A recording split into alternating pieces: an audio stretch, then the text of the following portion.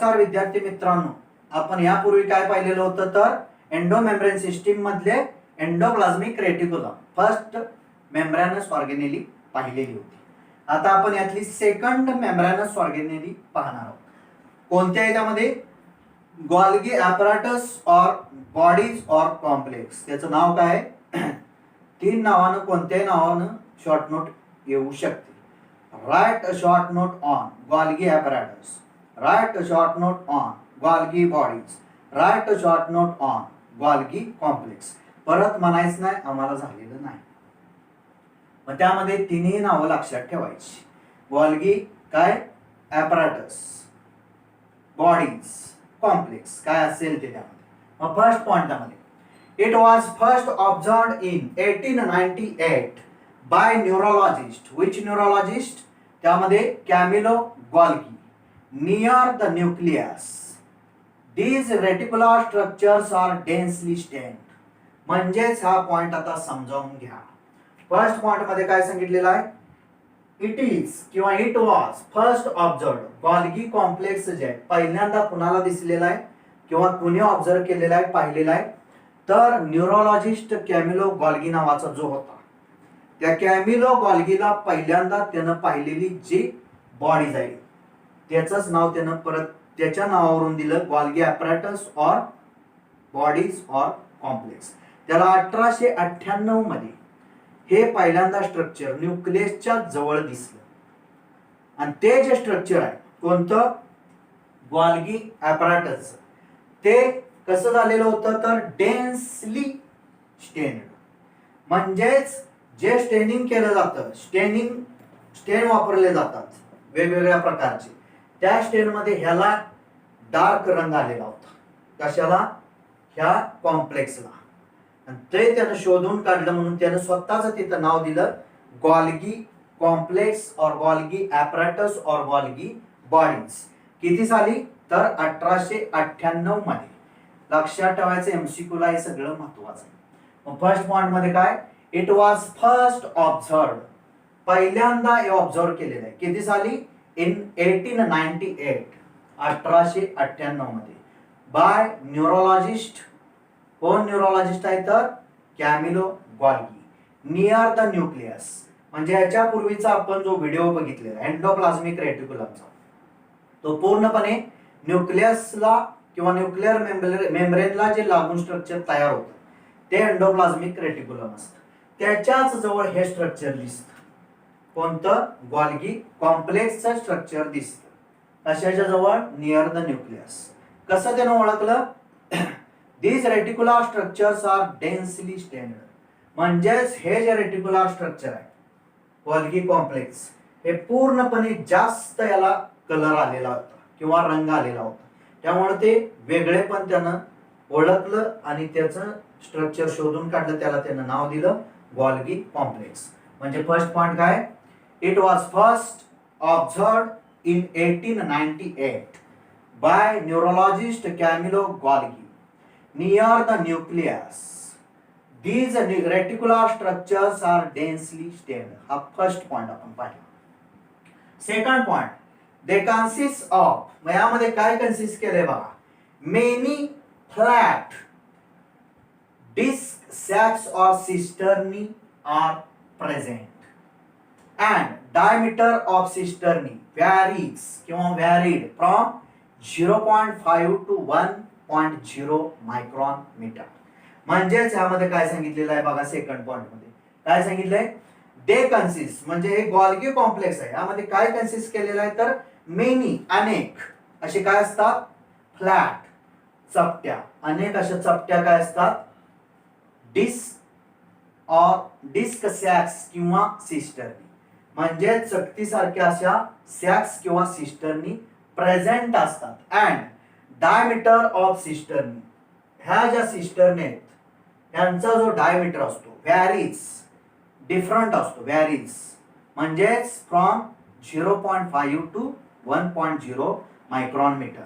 म्हणजे काहींचा येईल 1.0 मायक्रॉन मीटर, काहींचा येईल 0.5 मायक्रॉन मीटर, काहींचा 0.6 मायक्रॉन मीटर, काहींचा 0.7 मायक्रॉन मीटर, काहींचा 0.8 मायक्रॉन मीटर म्हणजे व्हॅरीज असतो. प्रत्येक सिस्टर्नीचा डायमीटर हा व्हॅरीज असतो, डिफरंट असतो. कुठून कुठपर्यंत? साधारण near about 0.5 to 1.0 micron metre पर्यंत. म्हणजे कमीत कमी 0.5 मायक्रॉन मीटर आणि जास्तीत जास्त 1.0 मायक्रॉन मीटर हा त्यांचा काय असतो? सिस्टर्नीचा असणारा डायमीटर. म्हणजे सेकंड पॉइंट मध्ये काय सांगितलेलं आहे? दे कन्सिस्ट ऑफ, गॉल्गी कॉम्प्लेक्स मध्ये काय कन्सिस्ट केलेलं आहे? Many flat disc sacs or cisternae are present and diameter of cisternae varies from कसा? तर 0.5 micron meter to 1.0 micron meter. Next point number 3. These cisternae are arranged in stock parallel to each other. मग ह्या ज्या cisternae असतात त्या arrange कशा झालेल्या असतात? तर stock parallel to each other, म्हणजेच एकाला एक लागून थर असतो आणि ते जे स्टॉक असतात एकमेकाला समांतर असतात, पॅरलल टू ईच अदर. अशी त्यांची अरेंजमेंट कोणाची झालेली असते? सिस्टर्नीची. म्हणजेच थर्ड पॉइंट मध्ये काय सांगितलेलं आहे? दीज सिस्टर्नी आर अरेंज्ड, कशामध्ये अरेंज झालेले असतात? In stock parallel to each other, एकमेकाला लागून यांचे थर असतात, ते समांतर एकमेकाला असणारे थर असतात. हा third point. Next point number 4. In a Golgi complex varied number of cisternae are present. म्हणजेच प्रत्येक गॉल्गी कॉम्प्लेक्स मध्ये ह्या ज्या सिस्टर्नी आहेत 1 2 3 4 5 6 यांचा नंबर व्हॅरिड असतो. म्हणजेच काहींच्यामध्ये 5, काहींच्यामध्ये 6, काहींच्यामध्ये 7 असा त्यांचा नंबर काय असतो? व्हॅरिड असतो. मग प्रत्येक गॉल्गी कॉम्प्लेक्स मध्ये. म्हणजेच काय सांगितलेलं आहे? In Golgi complex. गॉल्गी कॉम्प्लेक्सचा जर विचार केला तर different Golgi complex contains varied number. कुणाचा? Varied number of cisternae are present. म्हणजेच ह्या गॉल्गी कॉम्प्लेक्स मध्ये तुम्हाला 1 2 3 4 5 6 काय दिसतात? सिस्टर्नी. तसंच दुसऱ्या गॉल्गी कॉम्प्लेक्सचं जर स्ट्रक्चर पाहिलं तर त्यामध्ये तुम्हाला 5 दिसतील, काहींच्यामध्ये 8 दिसतील. असं त्यांचं स्ट्रक्चर काय असतं? त्यांचा नंबर व्हॅरिड असतो. कुणाचा? त्या सिस्टर्नीचा. कुणामध्ये? गॉल्गी कॉम्प्लेक्स मध्ये. म्हणजेच पॉइंट नंबर 4 मध्ये काय सांगितलेलं आहे? In a Golgi complex varied number of cisternae are present. Golgi complex मध्ये सिस्टर्नीचा जो नंबर असतो तो व्हॅरिड असतो. Different Golgi complex, different number. नंतर next point number 5. Each cistern has distinct convex cis that is forming phase and concave trans that is maturing phase. म्हणजेच यामध्ये काय सांगितलेलं आहे? प्रत्येक सिस्टर्नी मध्ये काय असतो? 2 फेस असतात. एक सिस फेस असतो जो वरच्या बाजूला दाखवला आहे आणि दुसरा ट्रान्स फेस असतो. पण ते दाखवताना जरी वर आणि खाली असं जरी दाखवलं तर एकाचा विचार करायचा. मग एकाचा विचार करून त्यामध्ये सिस फेस आणि ट्रान्स फेस म्हणजेच त्यामध्ये तो बघायचा, फक्त लक्षात ठेवायचं. मग आपण एकाचा विचार करू. हे वर जरी नाव दिलं असलं तरी एका सिस्टर्नीचा आपण विचार करू. मग एका सिस्टर्नी मध्ये काय सांगितलेलं आहे? 2 फेस आर प्रेझेंट किंवा 2 फेसेस आर प्रेझेंट. एका सिस्टर्नीचा जर विचार केला तर 2 फेसेस प्रेझेंट असतात. दॅट इज, आपण ह्याचा विचार करूया. That is cis face. हा कसला असतो? कॉन्व्हेक्स. सिस फेस कसा असतो? कॉन्व्हेक्स. कॉन्व्हेक्स म्हणजे बहिर्वक्र सिस फेस असतो आणि त्यालाच आपण काय म्हणतो? Forming face. आणि दुसरा जो आतला आहे तो काय? तर त्यामध्ये असणारा ट्रान्स फेस आहे. मग हा कसा असतो? Concave trans face. आणि ह्या फेसला काय म्हणतात? Maturing face. म्हणजेच each cisternae has 2 distinct face. प्रत्येक सिस्टर्नी मध्ये 2 डिस्टिंक्ट फेस असतात. मग हे एक सिस्टर्नी आपण विचारात केली तर वरच्या बाजूला जो आहे तो इथला नाव घ्यायचं लक्षात, सिस फेस. त्याचं स्ट्रक्चर कसं असतं? कॉन्व्हेक्स सिस फेस, बहिर्वक्र असणारं स्ट्रक्चर ते सिस फेस असतो. आणि दुसरा फेस असतो तो कोणता असतो? Concave trans face. म्हणजे हा आतला भाग कॉन्केव्ह ट्रान्स फेस म्हणजे अंतर्वक्र असणारं स्ट्रक्चर आणि त्याला काय म्हणायचं? Concave trans face. मग सिस फेस असतो तो फॉर्मिंग फेस असतो आणि ट्रान्स फेस असतो तो मॅच्युरिंग फेस असतो. समजलं? 100% प्रत्येक पॉइंट अँड पॉइंट व्यवस्थित अगदी तुम्हाला समजत आहे, मला माहित आहे. मग त्यामध्ये काय सांगितलेलं आहे? Each cisternae has distinct convex cis that is forming face and concave trans face that is maturing face. असे दोन फेस प्रेझेंट असतात. Number 6, the cis and trans faces of cisternae are entirely different but interconnected. म्हणजेच त्यामध्ये जे सांगितलेले face आहेत कोणते? सिस आणि ट्रान्स फेस.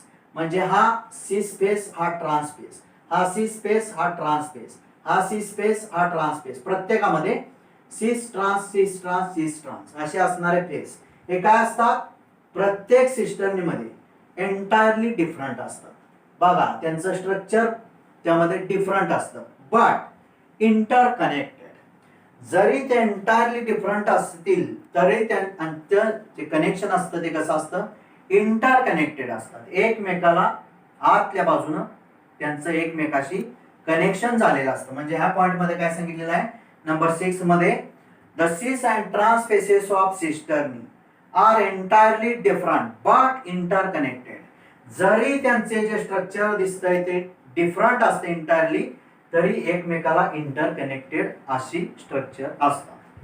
नेक्स्ट त्यामध्ये number 7th point, Golgi bodies performs the function of packaging material. म्हणजेच गोल्गी बॉडीज काय परफॉर्म करतं? तर फंक्शन पॅकेजिंग मटेरियल. म्हणजे पॅकेजिंग मटेरियल म्हणून गोल्गी बॉडीज काम करत असतात. म्हणजेच तसं त्या टाईपचं फंक्शन परफॉर्म करतं. म्हणजे 7th पॉइंट मध्ये काय? Golgi bodies performs the function of packaging material. Packaging material म्हणून ते काम करत असतं. कोण? Golgi bodies.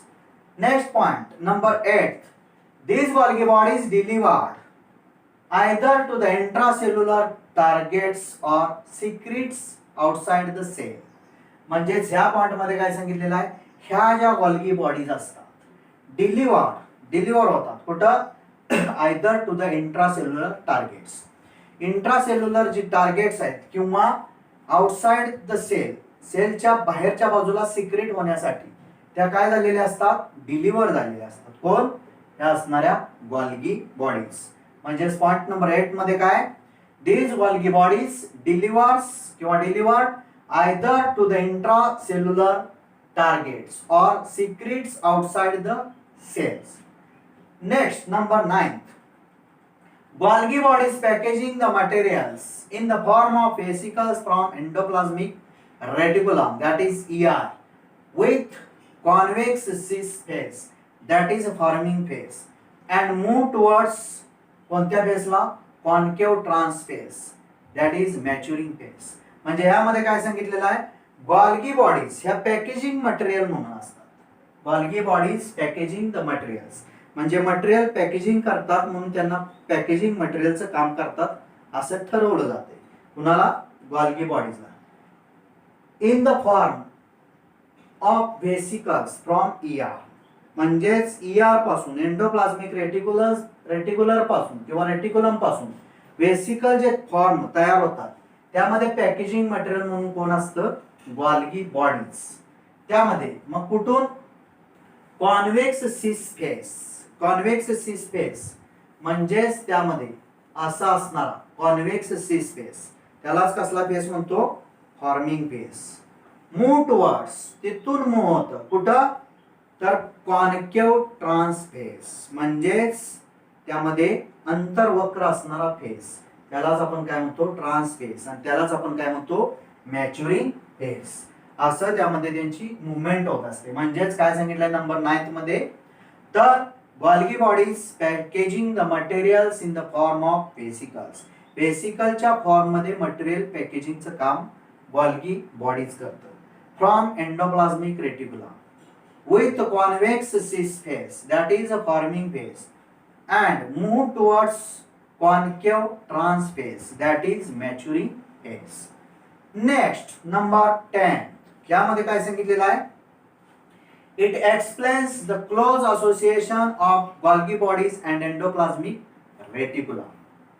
म्हणजेच यामध्ये एक्सप्लेन काय केलेलं आहे तर क्लोज असोसिएशन, अगदी जवळ घनिष्ठ असं त्यांचं संघटन असतं.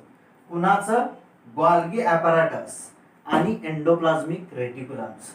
म्हणजे याच्या अगोदर जे पाहिलेलं आहे, याच्या पूर्वी जे पाहिलेलं स्ट्रक्चर आहे एंडोप्लाझ्मिक रेटिक्युलम, त्याच्याशी गोल्गी कॉम्प्लेक्सचं क्लोज असोसिएशन असतं. अगदी घनिष्ठ त्यांचे काय असतात? संघटन असतं एकमेकांमध्ये. म्हणजेच पॉइंट नंबर 10 मध्ये काय सांगितलेलं आहे तर इट एक्सप्लेन्स, यामध्ये एक्सप्लेन काय केलेलं आहे the close association of Golgi complex and endoplasmic reticulum.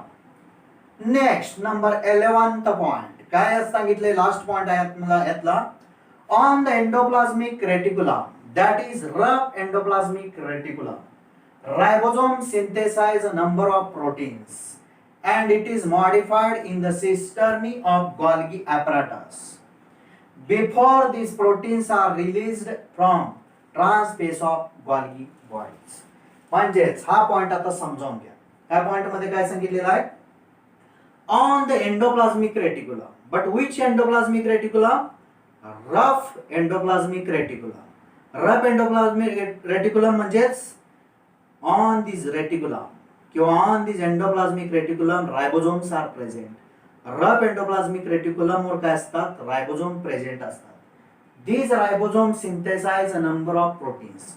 आणि ते जे रायबोझोम्स असतात ते सिंथेसाइज करतात काय तर नंबर ऑफ प्रोटीन्स. अनेक प्रोटीन सिंथेसाइज किंवा तयार किंवा प्रोडक्शन करण्याचं काम कोण करत असतं? रायबोझोम्स करत असतात. कुणावर? तर रफ एंडोप्लाझ्मिक रेटिक्युलम म्हणजेच RER वर. तसंच it is modified in the cisternae of Golgi apparatus. आणि ते मॉडिफाईड केले जातात कुठं? तर सिस्टर्नी ऑफ गोल्गी ॲपॅरेटस. तिथं सिंथेसाइज होतात आणि मॉडिफाईड कुठं होतात? तर सिस्टर्नी मध्ये मॉडिफाईड होतात. बिफोर दीज प्रोटीन्स, म्हणजेच ते प्रोटीन जे मॉडिफाईड झालेले असतात सिस्टर्नी मध्ये, त्याच्यापूर्वी are released from trans face of Golgi bodies. म्हणजे या पॉइंट मध्ये इथून बघा काय सांगितलेलं आहे. It is modified in the cisternae of Golgi apparatus before these proteins are released from trans face of Golgi bodies. म्हणजेच गोल्गी बॉडीजचा जो ट्रान्सपेस आहे त्याच्यामधून रिलीज होण्याच्या अगोदर ते प्रोटीन्स काय झालेले असतात? तर सिस्टर्नी मध्ये गोल्गी ॲपॅरेटसच्या मॉडिफाय झालेले असतात. कशाच्या पूर्वी? Before this proteins are release from trans face of Golgi bodies. म्हणजे ह्या ट्रान्सपेस जे आहेत गोल्गी बॉडीज त्याच्यातून रिलीज होण्याच्या अगोदर ते प्रोटीन्स मॉडिफाईड होतात. मॉडिफाईड कशात होतात? तर या सिस्टर्नी मध्ये होतात. तयार कुठे होतात? तर रफ एंडोप्लाझ्मिक रेटिक्युलम मध्ये रायबोझोम सिंथेसाइज करतात. म्हणजेच या पॉइंट मध्ये काय सांगितलेलं आहे नंबर 11th मध्ये on the endoplasmic reticulum. Endoplasmic reticulum but which reticulum? But which endoplasmic reticulum? Rough endoplasmic reticulum. जे रफ एंडोप्लाझ्मिक रेटिक्युलम वर डॉट डॉट डॉट स्ट्रक्चर दाखवलं होतं ते म्हणजेच रायबोझोम्स. दीज रायबोझोम सिंथेसाइज काय करतात? तर नंबर ऑफ प्रोटीन्स, अनेक प्रोटीन्स तयार करण्याचं काम करतात. And it is modified. तिथं सिंथेसाइज झाली की मॉडिफाईड कुठं होतात? Modified in the cisternae of Golgi bodies. कुठं मॉडिफाईड होतात? तर गोल्गी बॉडीजच्या सिस्टर्नी मध्ये. Before these proteins are released from trans face of Golgi bodies. म्हणजेच या ट्रान्सपेस मधून ते रिलीज होण्याच्या अगोदर प्रोटीन्स मॉडिफाय केले जातात, ते सिस्टर्नी मध्ये केले जातात. तयार कुठं होतात? तर तयार होतात रफ एंडोप्लाझ्मिक रेटिक्युलम. ते कोण तयार करतं प्रोटीन्स? तर त्यामध्ये रायबोझोम्स करतात. आता नेक्स्ट त्यामध्ये पाहायचं आहे फंक्शन्स. त्यामध्ये आता काय पाहणार आहे आपण? फंक्शन्स. कुणाची? Golgi apparatus or bodies or complex याची असणारी फंक्शन्स, महत्वाची असणारी कार्य. जर विचारलं write the functions of Golgi apparatus, त्यामध्ये 1 मार्काला विचारलं तर ही 2 फंक्शन सांगायची, 1 मार्क मिळून जाईल. मग काय फंक्शन आहे? तर first function, Golgi bodies are important site for किंवा site of formation of glycoproteins and glycolipids. म्हणजेच ही गोल्गी कॉम्प्लेक्स किंवा गोल्गी ॲपॅरेटस किंवा गोल्गी बॉडीज ही इम्पॉर्टंट आहे काय तर साईट महत्वाची असणारी जागा आहे. कशासाठी? तर formation of glycolipids and glycoproteins. म्हणजेच ह्या गॉल्गी कॉम्प्लेक्स मध्ये महत्वाची जागा कशाची आहे? तर फॉर्मेशन तयार होते. इथं काय? तर ग्लायकोप्रोटीन्स आणि ग्लायकोलिपिड्स तयार करण्याचं काम किंवा त्याच्यासाठी महत्वाची असणारी जागा म्हणजे कोण असतं? Golgi complex. महत्वाचं फंक्शन आहे, डोक्यात फिटच करून ठेवायचं. फंक्शन काय? First, Golgi complex or apparatus or bodies are important site of कशाची? तर formation of glycoproteins and glycolipids. हे पहिलं function. Next, second function. In many plant cells, Golgi bodies produces non-cellulose polysaccharides like pectins. म्हणजेच plant सेलचा जर विचार केला, अनेक अशा प्लांट सेल्स आहेत, म्हणजेच वनस्पती पेशी. त्या प्लांट सेल्स मध्ये गॉल्गी बॉडीज काय प्रोड्यूस करतात? तर नॉन सेल्युलोज पॉलिसॅकॅराइड्स. नॉन सेल्युलोज असणारी पॉलिसॅकॅराइड तयार करण्याचं काम प्लांट सेल्स मध्ये कोण करत असतं? गॉल्गी बॉडीज करत असतात. लाईक त्यामध्ये एक्झाम्पल कोणता आहे? पेक्टिन. पेक्टिन सारखी जी नॉन सेल्युलोज पॉलिसॅकॅराइड्स आहेत ती तयार करण्याचं काम, प्रोड्यूस करण्याचं काम गॉल्गी बॉडीज कोणामध्ये करत असतं? तर मेनी प्लांट सेल्स मध्ये. म्हणजे सेकंड फंक्शन काय? In many plant cells Golgi bodies produces non cellulose polysaccharides like pectin. ही महत्वाची दोन त्यामध्ये असणारी फंक्शन कुणाची? Golgi apparatus or bodies or complex. इथं पूर्णपणे तुम्हाला हा कंप्लीट झालेला कोणता आहे? तर सेकंड त्यामध्ये असणारी मेम्ब्रेनस ऑर्गेनेली गॉल्गी बॉडीज. अगदी व्यवस्थित झालेला आहे. प्रत्येक पॉइंट 4-5 वेळा आपण क्लिअर केलेला आहे. त्यामुळे तुम्हाला समजायला अगदीच सोपं आहे, काही अवघड नाही. एकदा वाचलं, एकदा ऐकले की कायमस्वरूपी डोक्यात फिट होईल. पण बारकाईनं कानाला अडकून असतील ती इयरफोन व्यवस्थित ऐकायचं, नोट्स लिहून काढायच्या आणि त्या मला सेंड करायच्या. धन्यवाद.